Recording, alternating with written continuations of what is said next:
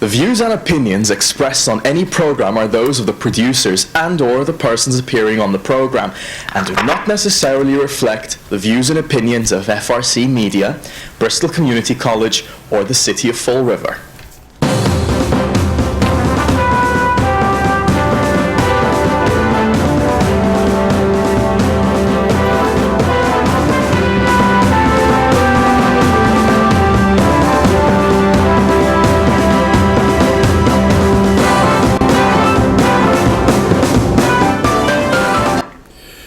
Well, welcome to Spindle City Straight Talk. I'm Chip. And I'm CJ. And it's Friday. And again, we've got a lot of things to talk about.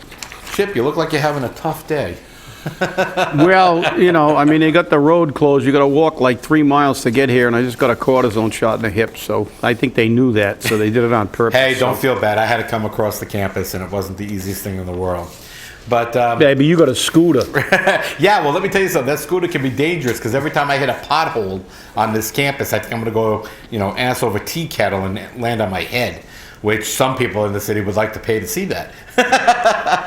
Well, let's start out, first and foremost. Mike Moran came out with a nice new column in regards to, and your prize is a brand new clock from the city council. Yeah, that's exactly what they're trying to make it. They want a time clock so that now at 3 minutes, everyone's gone. Everyone in that room has a smartphone. You mean to tell me they can't run the stopwatch on their smartphone and figure out when the 3 minutes is up? I mean, I think Sean Kadim has been doing a pretty good job of keeping that 3 minute rule. And personally, maybe the city voters should get together and say that, the city council, the school committee, all boards shall allow unlimited citizens input time. Okay? Too bad. Well, too bad. Guess what?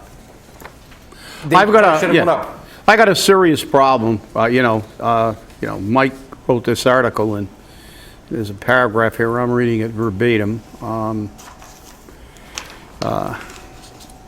As last week's discussion unfolded, Council Vice President Linda Perry, to her credit, said that the heart of the resolution is the idea that citizens' input, while necessary, often drags on too long.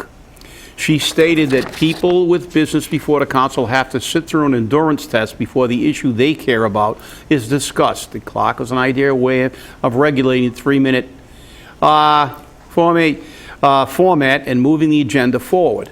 Fair enough. No, it's not fair enough. It's absolute bullshit. Because, you know something? They represent the people. That's the people's house.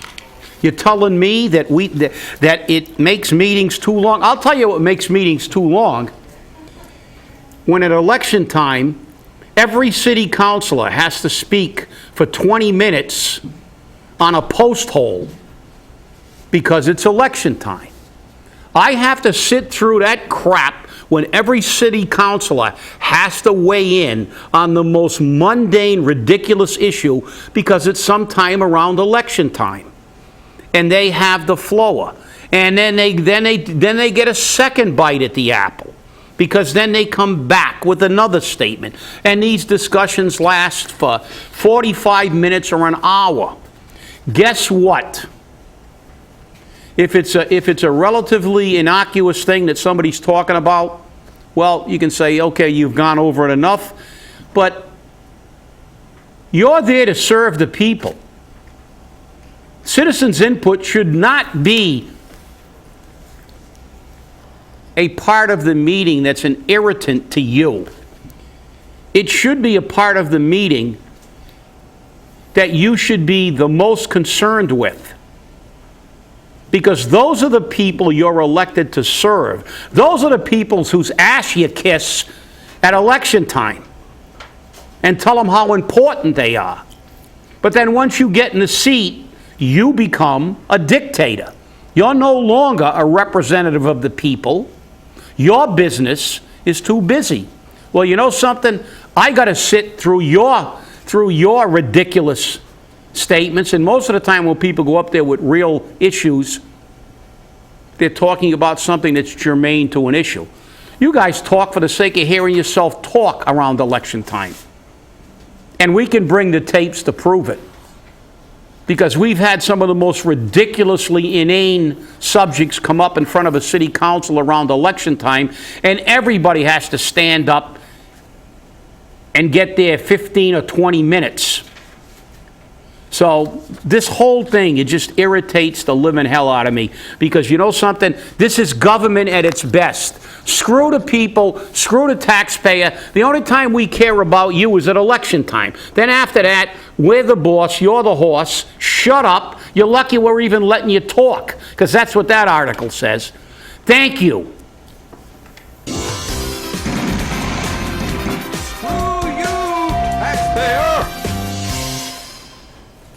And while we're on the Screw You Taxpayer hotline. Yeah. What a great segue that was. Yeah. Huh? So let's talk about how we're going to waste some more money. First and foremost, we have wasted money because we cleaned up the Harbor Mall. We spoke about that ad infinitum, and nobody knows who's paying for that. And nobody wants to answer it. But you know, I think one of the biggest thing is, you know how much we've been told for how many years? 30, 40 years? Oh, the commuter rail is coming to Fall River. The commuter rail is coming. Yay, the commuter rail is coming. Well, guess what? You want the commuter rail, people? You know all those millions of dollars in taxes were spent on replacing train tracks? Guess what? We got to spend a couple of $100 million more. Or at least a couple of 10, 20, 30 million more. Because if the commuter rail comes, we have to replace those tracks.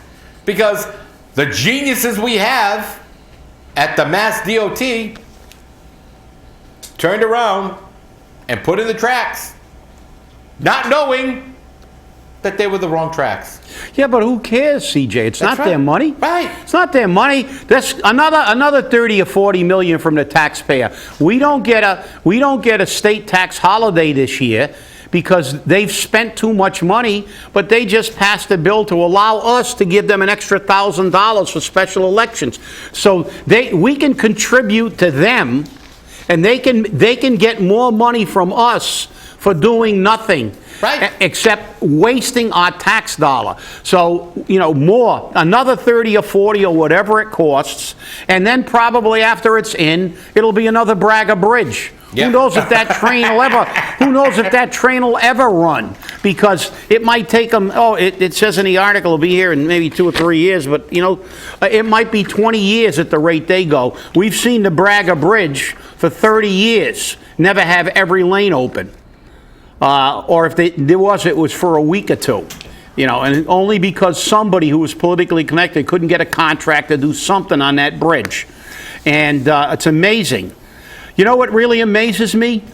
Because this is your government at work, and they're spending your money. They're spending, what, $3 million just on police details? So, but, you're saying we're complaining, and we are. I'm complaining. Because I look at Japan. They rebuilt almost an entire country in a month. They had a catastrophic earthquake. All the roads, the bridges are all in a disaster. Within a month, they said 85 or 90% of the roads in Japan were repaired and passable. That little tiny country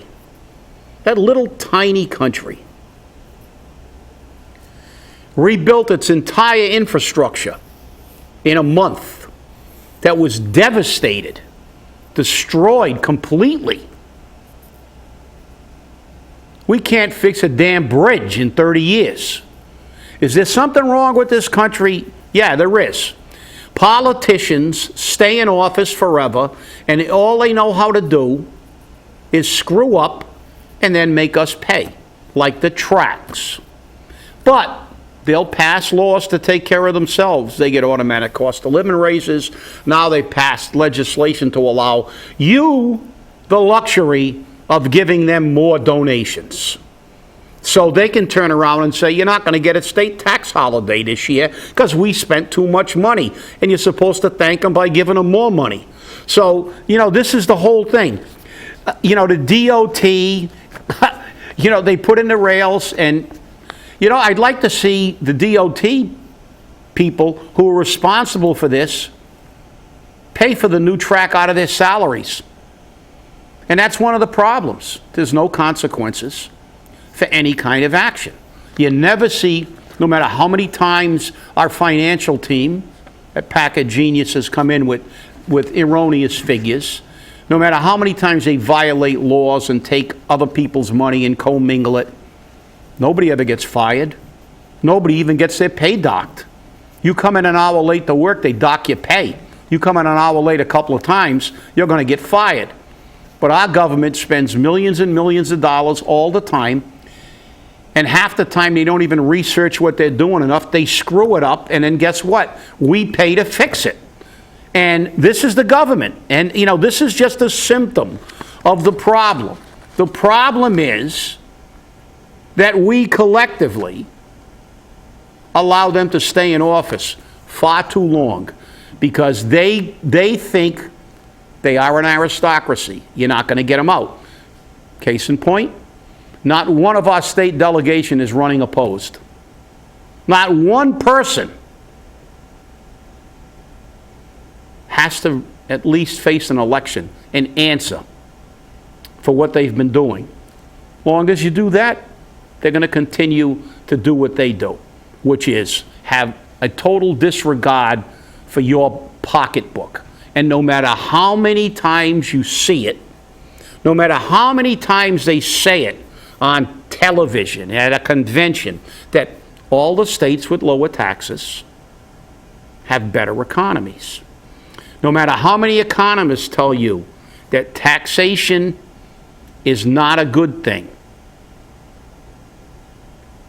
it slows an economy down. The more money you can keep in people's pocket, the better economy you have. But our politicians don't care. That goes in one ear and out the other, and nobody cares about that. Their idea of stimulation is saying, we're going to spend more money, we're going to have a program, let's do this, let's do that. And who pays for it? You do. I think that's called anal stimulation. Yeah, because I'll tell you what, they need to be stimulated there with a giant telephone pole. But, this is the whole problem. This is just another, God, we could list it. It'll take us 2 weeks to list the government screw-ups. And we still wouldn't have enough time. And we still wouldn't have enough time. But these are all symptoms of one fundamental issue, the bottom line. The bottom line is, if you think they care about you, your pocketbook, you're crazy. Just, they talk a good game, but they never reduce taxes. Nope. They always tax. They take care of their friends. They give everybody they know a tax break. They figure out a way to give everybody a tax break. And then there's 2 sets of rules. And that's the thing I've been saying for a long time. That's the thing that bothers me. The reason that I was a union guy was to make sure that the rules were applied to everybody. Whether you like the person or dislike the person, when something happens, you don't ask who was involved. Because if it was your friend, you ignore it. If it's your enemy, you try to fire him. And if you don't care about him, then you might do the right thing. No. It's supposed to be, or everybody lives by the same set of rules. And we know that doesn't happen. Because we've seen what happened many, many times. We've seen the sliding scale that we have for accountability. 22 windows, still no accountability, still no consequences. Screw up every other week by the financial team, screw it. Hire another auditing firm to put another layer of taxpayer money on to screw up even more. This is their MO. They're going to keep that MO as long as the taxpayer doesn't demand accountability and consequences. And every single city councilor and every single mayor and every single state rep should be held accountable. Your state rep is running unopposed. You probably won't even see him this election cycle. But if you do, why don't you ask him, why we didn't get a state tax holiday. He'll tell you we can't afford to give you one. Then ask him why he passed a law that said we can give him more money. I think it's a valid question. Well, he may also play them this song. Screw you, taxpayer! They may say that in the back room, but they never say it to your face. No, this is true. But now that we're into political hacks, and let's talk about a man who's probably never had a real job in his life. The Redevelopment Authority Chairman, William Kenny. Now, come on, Chip, don't contain your laughter. He wants to redevelop downtown. He wants to bring new life to downtown. Mr. Kenny, can I say something to you honestly? And whether you like to hear it or not, too bad.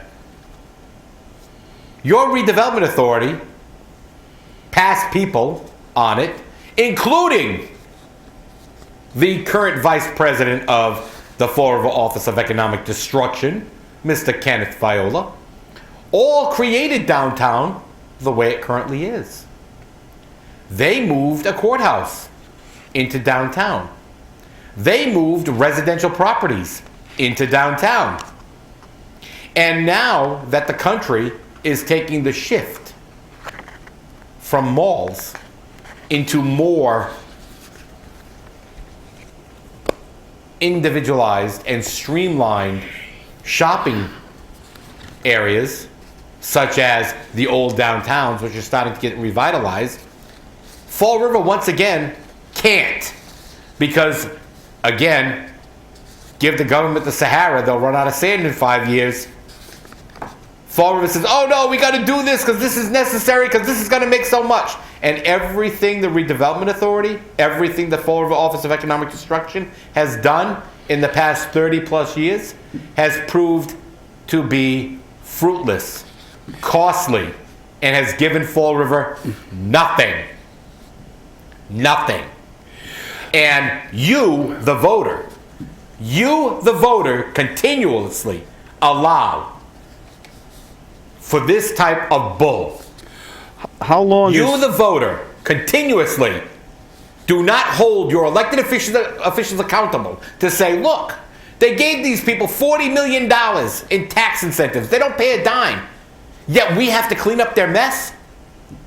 You, the voters, said, oh, well, it's going to result in jobs that the people in Fall River aren't getting. How much money did we give to Amazon? $13.9 million that you, the taxpayer, are paying for. And guess what? No jobs for Fall River. They went to Rhode Island to get help. They went to Boston to get help. Because the people in Fall River can't qualify. Why can't the people in Fall River qualify? Because you, the voter, keeps electing these nitwits who allow criminals, entitlement people, entitlement programs, shared housing, stuff which generates more crime to come to Fall River. Because Fall River is the dumping ground. And one of our other shows here on FRC Media and part of South Coast Media is The Necessary Media. They actually had a quote from Donald Trump which said, this is a dumping ground. And Mike de Oliveira credited that to Fall River. But you know what? Fall River is a dumping ground. And that's kind of scary. Because you, the voter, allowed it. And you want to know why you allowed it? Because you got a chow mein sandwich. So remember that next time your water bill comes in at $300 for a quarter, and you say, this is so expensive, why? That's what your chow mein sandwich cost you. That's what your vote for this city council, this mayor, this school committee, previous mayors, previous school committees, previous city councils has produced. And for Will Kenny to turn around and say, we need to have two companies, we got two companies, Boston-based companies, that the Cecil Group and BSC Group, pitch why they should be chosen to create a downtown urban renewal plan. Another plan Do we have any more plans? Then let's spend some more money. That's what Right. that's what it's about. It's all about spending money Right. and weaving the myth. And this is really, I mean, they get so ridiculous. I don't know who they think they, and the public allows them to say this without comment. The Redevelopment Authority's been around for years. The only thing they've succeeded in doing is Making Fall River worse. Is making Fall River worse. Exactly, because they won't look at reality. Now, here's the thing. This is right up from the article. The city needs to attract a broader economic mix of downtown residents and housing. Redeveloping an urban area is a bit like the old chicken and egg dilemma, said Kenny. Quote, you look at downtown, you think, should I move there? But I'm not going to move downtown until there's a coffee place, a lunch place, a dry cleaner, and a bookstore. Really? Really? Have you ever looked at the educational level in the city of Fall River? I don't think you really need a bookstore. There's already a lunch place down there, by the way, in case you haven't been down there. And there's a place you can get a coffee, too. I think the Adagio serves coffee, and I know there's that lunch place is on South Main Street, too. And there's another one on North Main Street. So, it's all crap. Number one, you're not going to get high-income yuppies to move downtown. Let's look at downtown. There's already a lot of residents downtown. They have housing for the elderly, housing for the handicapped, all around that area. The rest of them are commercial spaces.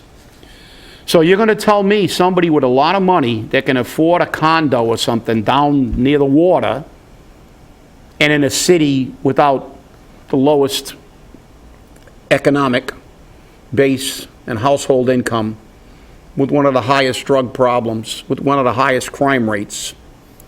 This is all pie in the sky baloney. If we get a coffee shop, really? This is how simplistic you're going to make this? If we get a coffee place, a lunch place, and a dry cleaner, and a bookstore, they'll come. I feel like I'm watching the movie, Build It and They'll Come. Field of Dreams, all the ghosts of all the dead baseball players. We're going to get all the ghosts of the dead people who actually had income that used to live in Fall River to come back to downtown.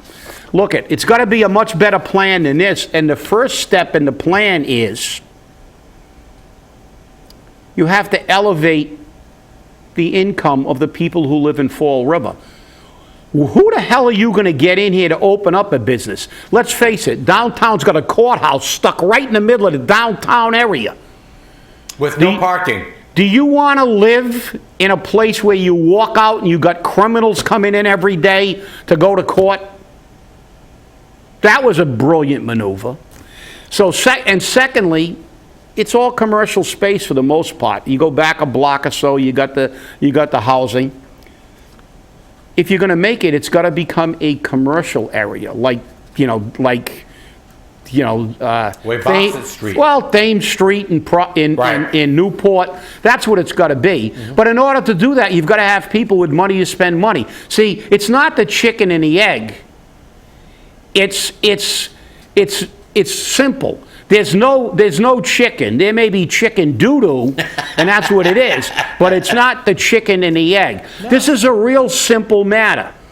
You're not going to develop downtown into a residential area the way it's configured now, unless you want to which wouldn't be a bad idea, bulldoze the entire thing, get rid of the courthouse, and rebuild a different structure. But then you're still going to have to fight the fact that how are you going to entice people who can afford to live in the suburbs back into an urban area, especially when the urban area you're trying to entice them into is rated the worst city in the Commonwealth, basically, and has the lowest income, the least amount of things to do, and services, and businesses. You don't think a business that's going to, Starbucks, you don't think Starbucks can read statistics? They open up the U.S. Census and go, oh, Christ, Fall River's got the lowest household income in the state. Oh, they were rated, they were in the top 50 in crime. They were in the top 50 in drug addiction in the nation. Oh, yeah, that's a very good place for us to go. I mean, all you got to do is look at Sonic. Sonic wouldn't even consider Fall River. That's right. And I spoke to the owner about that, and he said, I want to go to Fall River if they gave me the land. You can't, look, these people oversimplify everything. But it is real simple. I got to get this out. It is real simple, but it's something they don't want to do. Stop taxing, give people money, and this city might begin to improve. Stop giving pay raises, hiring all these people to support the mayor, and start putting money back into people's pocket, Right. and they might begin to spend some money. Get this city from the lowest household income to somewhere even in the median, and you'll see an improvement. There was a time in history when this city didn't have the greatest jobs in the world. We didn't have the highest income. But everybody had a job. They worked in the mills. They worked in places. And look at the city. The city had 9 restaurants just on Pleasant Street from Stafford Square to Bogle Hill. 9 restaurants. We had 5 and dime stores, 2 of them on Pleasant Street. Pleasant Street was like a second Main Street. Main Street was thriving. They had Virginia Dare. They had all kinds of stuff down there. Woolworths. Newberries. And why was that? Was this city all of a sudden like the richest? Was it Newton? No, it wasn't Newton. People worked in a mill. People worked in the stores. We had 2 men's shops, clothing stores on South Main Street. We had Empire Men's Shop, and we had the other one that... what was the other one? I forgot the other one. The guy that the state rep, Charlie, worked in for a while. Sawyer's Men's Shop. We actually had 2 clothing stores. I got my first members only jacket there. And by the way, halfway decent. I'm not talking about secondhand clothes. That's right. Pretty decent clothing stores. Exactly. In the city of Fall River. So what's the difference between then and now? People that work and people that have money in their pocket because they work. That's the problem. Hiring somebody from Boston to come down here, who as soon as he gets here goes, yeah, we'll charge him, we'll come up with a plan that won't work again. Right. And we'll be in the same place, and it's not going to be the way to handle it. And we'll be back to make another plan and charge them again. Exactly. But the thing is that back then people were working, and we did have a group of poor and people who were receiving entitlements. But you know what? That was a smaller population. Now that is the population. 37% of the properties are owned by residents. By residents. And my personal opinion, I think you, the voters, should get together. Get 7,500 people together, have them sign a petition, including the one you currently got going around for the forensic audit, to abolish the Redevelopment Authority, abolish FROED, and abolish outside sourcing of services that can be provided by the city at a lower cost. But again, that doesn't work. Okay? Understand, until the politics is removed from the game, or at least minimized, Fall River will never succeed. Yes, I'm being negative. Oh my God. I'm looking at 30 years of history. If you don't like the 30 years of history, remember, you created it. This is your fault. And that's the way it is. I mean, there's no other world here. This is what we live in. And like it or not, you created it. And you allowed it to be created. Very simple question. How many people do you know that used to live in Fall River, now live in Somerset, Westport, Swansea, Dartmouth, wherever, or Bridgewater, or Sonnet, or anywhere? Way too many. If you look at the cities that are doing well, they got a 75% residential owner rate. We got 37. That's the problem. No money and no people who work. Hey, have a great weekend. We'll see you on Monday.